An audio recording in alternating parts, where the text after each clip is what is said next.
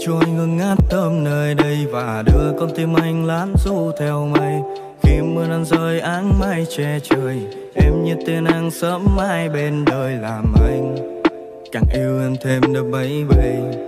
Mùi hương trên môi em baby, làm anh yêu em the baby. Và hít thật sâu bầu không khí bình thường thật ảm đạm, trong men say nghe có em bất thương và lãng mạn.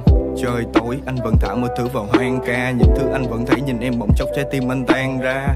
Trong một phút giây trái tim lại đầy nắng, chút hơi ấm cùng chút hơi thở mà lại tạo ra chuỗi ngày vắng.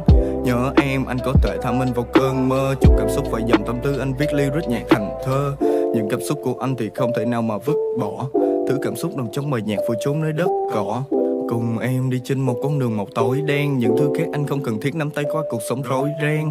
Nhớ lại những kỷ niệm cô đơn ngày xưa cũ, nơi ngày tháng đắm chìm ở trong cơn say hay ba ngày chưa ngủ. Chưa đủ vì tình yêu của ta không cần fan, thứ duy nhất mà anh muốn có tình yêu và anh cũng cần em. Đưa cho anh ngừng ngát thơm nơi đây và đưa con tim anh lán du theo mây. Khi mưa nắng rơi áng mây che trời, em như tia nắng sớm mai bên đời làm anh càng yêu em thêm the baby.